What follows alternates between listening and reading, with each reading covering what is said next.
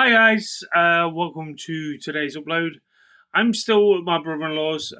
Obviously, I pop back and forward through obviously to my house, to my brother-in-law's house. We're only a half a mile apart, or I don't know what that's in kilometers before anyone asks. But what I want to say to you guys is that I want to talk about SmackDown. I know that in due course. But I just want to point this out that you guys made this channel what it is, and that's why I did set up a new channel in the first place. So if you are new around here, hit that subscribe button, hit that bell icon so you'll be notified anytime when I do any uploads. You know, if it weren't for you guys, I would not be talking about professional wrestling, let alone interacting with anyone that's talking about professional wrestling. And quite honestly, I really, really enjoy talking about professional wrestling to the point where I do invest a lot of money into vlogs. And showing you my experience going to events and conventions. Hopefully, this year I'm hoping to go for AEW's Forbidden Door at the O2. I'm in the process of hopefully getting that maybe on Tuesday. I don't know. I'll soon let you know as soon as I get a ticket. It just depends on the price and what I can actually afford. Because quite honestly, I'm not disrespecting WWE on this. The way I saw on the general release of tickets towards AEW, I really, really do like the way they do things and the way they do price things, and they should learn from what AEW are charging. The only thing I do not like is when I'm ordering through Ticketmaster. If anyone's noticed this with Ticketmaster, they've got a bad habit, and when they release tickets, they damn right release tickets, but then they want you to buy two in certain areas. I don't know if that happens with AEW because I've never had that problem when I've actually ordered through Ticketmaster in the past, let alone it happens on Live Nation. I know that, but I don't think WWE do that. So that's a perk being a WWE fan. But it's annoying when you order through the websites and when you get that. Like when I saw a decent one in the price range that I was hoping to get, it was like, sorry, you need to select another seat. Now, I feel like hard done by as a wrestling fan because I feel like they shouldn't be doing that entity towards anyone, not alone just me. You know, I think WWE has done it in the past. I'm not sure about the recent tours and the recent pay-per-views they've actually had over here in the United Kingdom, let alone Europe. Tell me in the comments down below if they have. Now, I want to say this, right? I knew it was coming up because it's due to obviously releases. I knew it was coming up, and quite honestly, there's been quite a few releases. You know, as of this recording, as of this upload, we've lost Braun Strowman once again to a release. What was the point of bringing him back in the first place? Shayna Baszler. I feel like they were hard done by towards Shayna Baszler on the main roster. I thought they could have done something with her a lot more than they have done. Don't get me wrong, she was good in NXT, and I feel like they dropped the ball with her, you know, and I feel like another company should do due course sign the likes of Shayna Baszler, maybe the likes of Braun Strowman in a different light. You know, it would be interesting to see what other companies could actually bring out towards these wrestlers that we know and love and respect for what they do for their put their body on our line for our entertainment. Then the likes of Dakota Kai. I was really surprised at this. Really surprised Dakota Kai was on the list. You know, then Kaden Carter and Catalina Chase. You know, it baffles me with those names. You wonder why you haven't got a women's tag team division as such, but you love putting mismatched tag teams, which I'll get to in a bit towards SmackDown. Then that's what I mean. It's like this is the problem where it lies when you've got certain women. Yeah, fair enough. You move into the main roster. You are sort of teasing towards Evolution 2025. We know full well what you're doing, but you're releasing certain women that shouldn't have been released. Cara Jade. You know, she's in the public eye, left, right, and centre, even though she was injury prone. in NXT. I was really surprised that she got released, you know. She's not had a good year. I gotta admit, if a year or two, I would say. And that's just me being honest with you. Gigi Dolan, you know, Gigi, you know, why? You're already putting sort of women already up from NXT on the likes of Raw more than SmackDown, and you're making it more female oriented. I feel like she should have gone up. I felt like it was her time this year to go up. Not just to do it because of Evolution around the corner. I think that's in July. I feel like she should have gone up by now. You know, I feel like hard done by for her. You know, all the people like this. And then Joe Kofi, Wolfgang, and Mark Kofi. I forgot they were literally under contract with WWE. I thought they were part of the people that literally got released from their contract towards NXT UK disbanding. You know, I thought they were part of the people that was actually there. But I feel like another company should jump in. Like I've said, the Kofi brothers, Wolfgang, yeah. Something's there, and I feel like hard done by for these guys. You know, you got the World Raiders on the main roster. You could have easily had being honest, a dream match that I wouldn't mind seeing. I think I actually saw it. The War Raiders, right? Versus the Kofi brothers. Would have been good. I'm giving them a Kofi brothers nose. I know they're called the Gallus, but it would have been a lot better than that. Eddie Thorpe, Riley Osborne, Oromasha. I can never pronounce these names. I do apologise. Jack Carson, Jervy Barrett. Look up online for the rest of them. Yeah, Butcher fucking mania right there, guys. Butcher mania. I do apologise about butchering names. That's why sometimes I skip over the names. I don't like talk about them. But that's kind of sad, you know.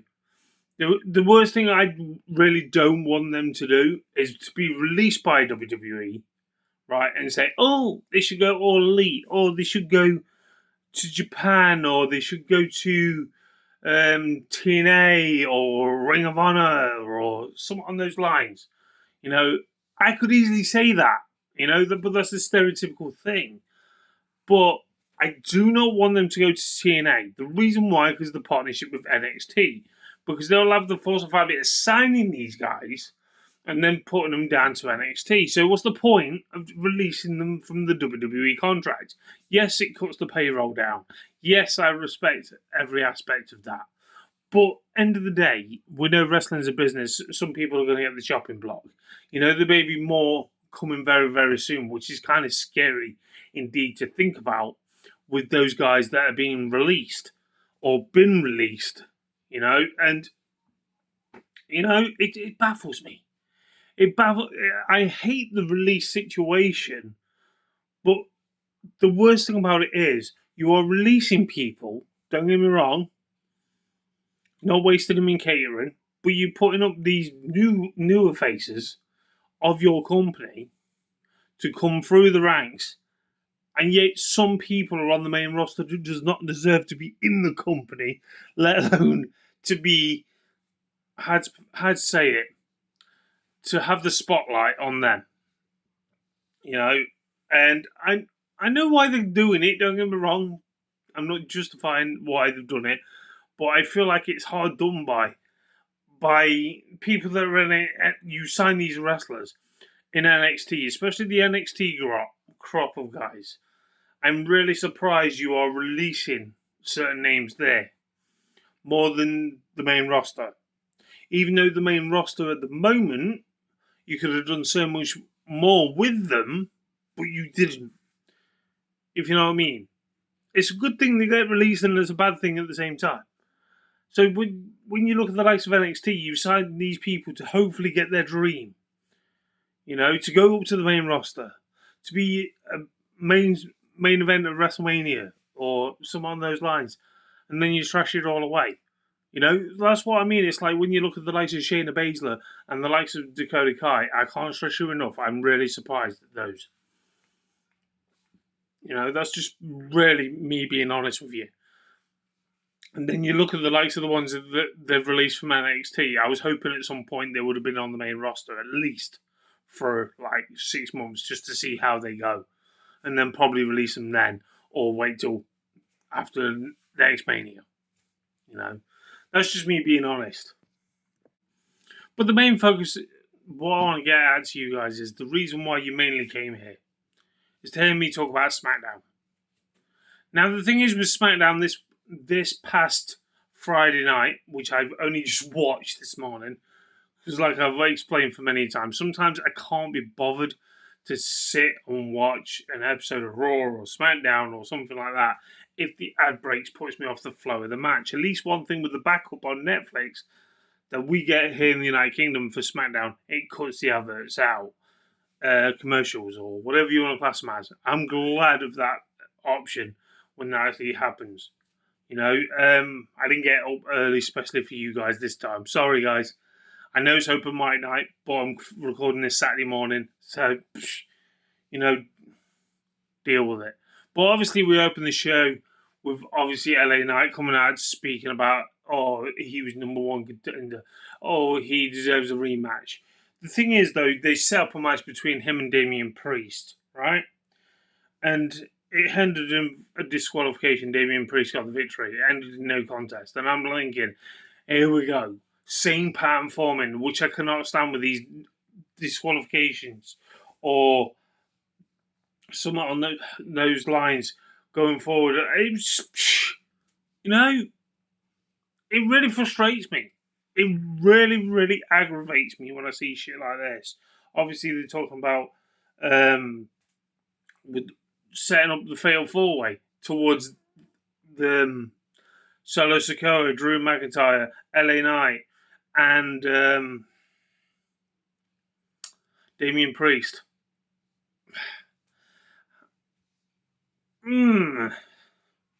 Angers me. Angers me that you've built this. Don't get me wrong, there was a storyline to build towards a pay-per-view. Do not get me wrong. But I think this match could actually deliver or be the drizzling shits when it comes to Backlash.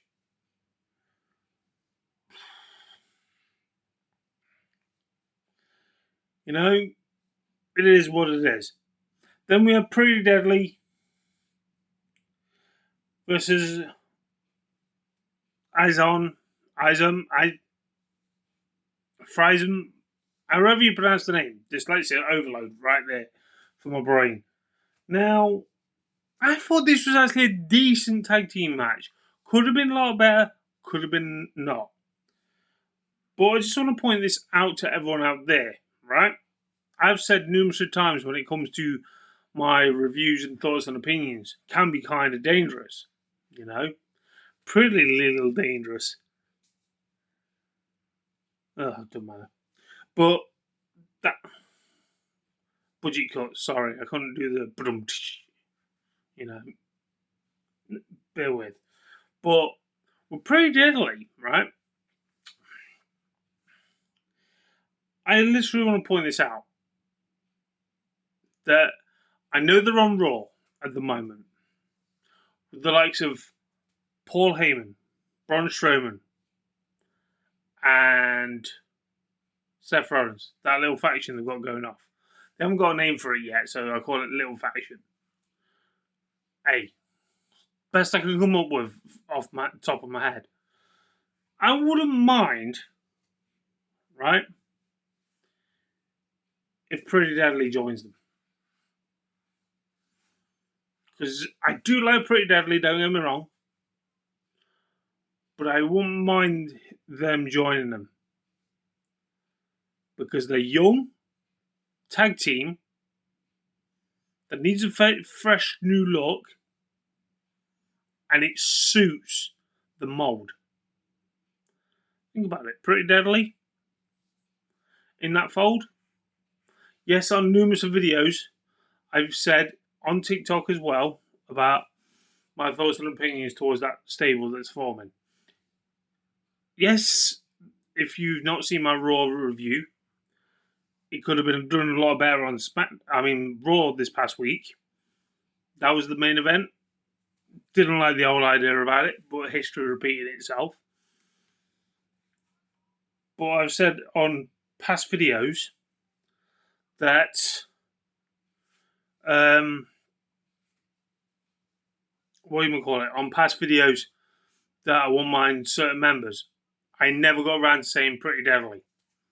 You know, if they're going to make it like a decent run of it, and they don't want to be like Evolution, like I've dubbed on this past Monday Night Raw.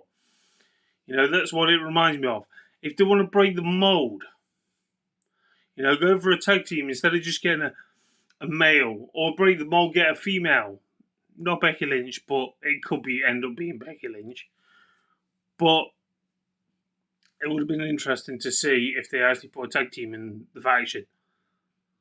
Because you'll have one that's going to dominate the males, then the mid card, then you're going to dominate the tag team. And it'd be nice if they give them a heel run.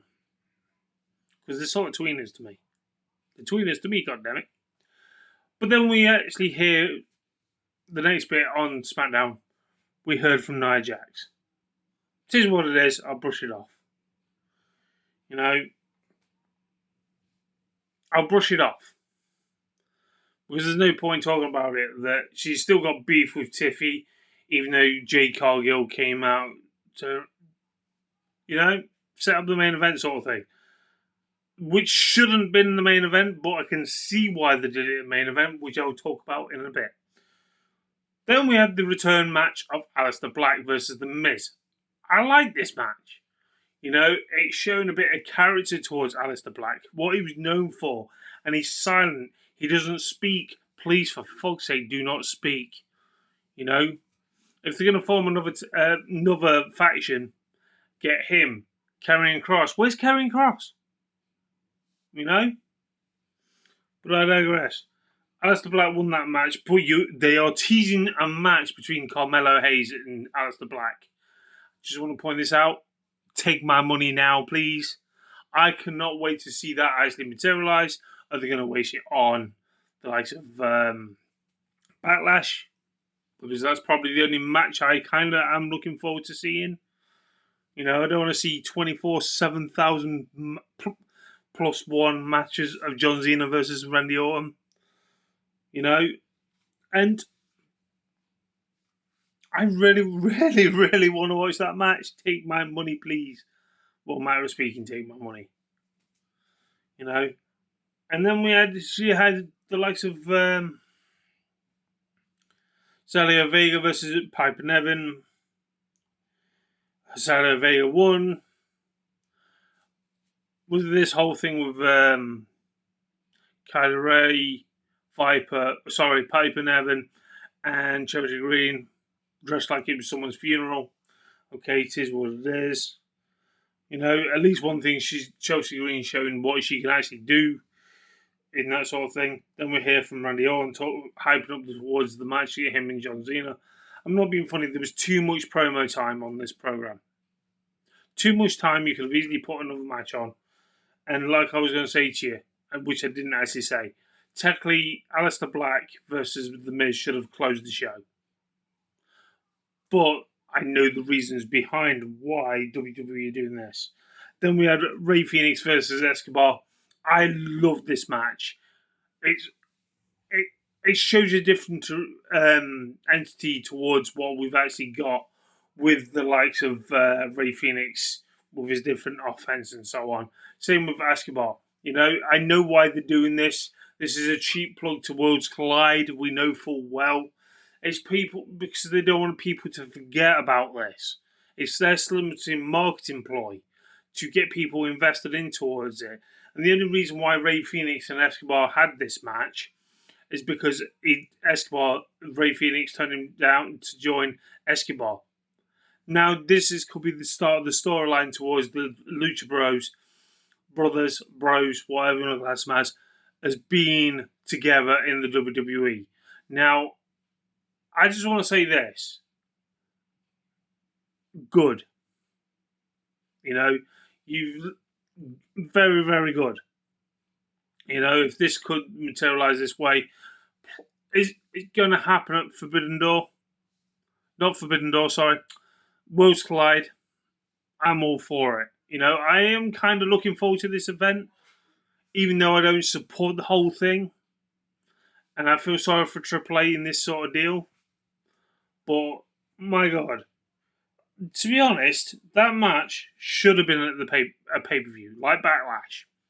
But no, you wasted it on SmackDown. But we know why. Because you're plugging Worlds Collide, you want people's attention to it. This is a taste of what's coming. If they watered them down, like WWE are, this is not going to go down well. At all. With any wrestling fan. Like myself, I just don't want them to water them down too much. I want them to be the way they are. Then the main event we actually had, because of the makeshift tag team match that Nick Aldis put together as the main event, this is another plug towards Evolution pay-per-view.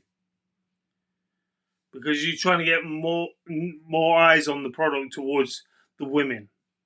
This is the only way WWE do give a shit about the women, is when they literally are making an effort to plug them. It's pointless way of doing it, but the way you've literally random put this as your main event. You know? Women dominated towards Raw, women dominating towards males. Great. Women are getting the spotlight, but just to make their money. Back in the day, women had to fight for their spot to be on the card. Women had to fight for the spot to be main event. Now you're just throwing this together, sort of teasing towards obviously matches and that lot. But my massive gripe is, you're just doing it to plug Evolution when that gets like storyline wise announced. You had Tiffany Stratton, Jade Cargill versus Naomi and Nia Jax. It is what it is with that match. Don't get me wrong, I wasn't a fan of Jade Cargill in the likes of WWE. I mean, in the likes of AEW. She's doing well. I'm hoping she wins the number one contenders match, which was set for next week on SmackDown. Jade Cargill versus Nia Jax for the number one contendership. I'm hoping Jade Cargill wins this, because then that will give her number one contendership a Backlash, which is only 24 hours later. Which I just want to point this out. I'm for it. Because at least one thing, you've not got the stereotypical names in the title picture. Didn't agree with the tag team match sort of thing what you actually had on SmackDown, because you're putting your number one female of that brand. Not the world, Wade Barrett. Not the world. So you're saying if she's the number one in the world, so you're saying the Raw champion currently is number two. Doesn't work like that now. But I just want to point this out. I want to point this out. I'll be all for it if Tiffany versus Jade Cargill could be actually a better match than Charlotte versus Tiffany Stratton at WrestleMania. Now, that was no disrespect to Charlotte, but she was ring rushed in. Where she's been since. You know, you brag about the Royal Rumble win. Granted. You're getting your number one contendership. You've lost at WrestleMania. Where are you going to be? Are you literally going to interfere with this match? Because I feel like you shouldn't technically do that, but this is WWE logic. Let them have a fair match. A Backlash. Jade Cargill and Tiffany Stratton, if it bans out that way. I don't want to see Nia Jax versus Tiffany Stratton, because I do not find that at all appealing to me to watch. That's just me being honest. Because, yeah, they've still got beef. But at least one thing, you've got two future faces of that championship face each other. Even though Tiffany Stratton's already got it, you've got someone new and fresh in the title picture. You know, we don't need the umpteen matches with Nia Jax. No, we don't need that. And that's why I'm glad when I look at that. And then you look at the Raw World Champion, Io Sky. She's good, don't get me wrong. But end of the day, it is what it is with Elo. Io Shirai. Sorry, not Elo. But if you know what I mean. It just, when I look at this SmackDown, some parts were great, some parts were the drizzling shits. You know, it's good, don't get me wrong, to watch when you haven't got adverts to deal with or commercial music that we get here in the United Kingdom. But to overshadow all that, I forgot to mention the one thing that I do respect the Miz for, he makes it relevant half of the time when he does his promos. Last night, he talked about how he's outlasting everyone, etc. like that. And I'm thinking this is a dig towards all the releases. It's fine. But Miz, I'm not being funny, right? I'm not being horrible towards any Miz fans out there. I do respect the Miz. But I think technically his time's up in WWE. He needs a new chapter. He seems like he's doing the same old stick. When they can't find another someone ideal to put in the champion spot, they put the Miz there. When they've had enough of him, they put him anywhere. You know, he's that go-to guy who will work with anyone. He's their yes man. You can literally tell. He's literally their yes man. But it is what it is. But end of the day, like I've said, I'll say it again, Aleister Black versus The Miz should have closed the show. But I can understand why it didn't. But anyway, guys, I'm off. And obviously keep subscribing. Keep hitting that bell icon. You'll be in and updated anytime when I do any uploads. And I can't thank you ever so much if you've already done that. It's quite bizarre that the amount of subscribers I've actually had, and yet the amount of people viewed my channel was over 200 already. Massive achievement to have that, but it wouldn't mind if they literally subbed while they stopped by. They just came to look, didn't press play button. This is what it is. But anyway, guys, I'm off. Until next time, catch you guys soon.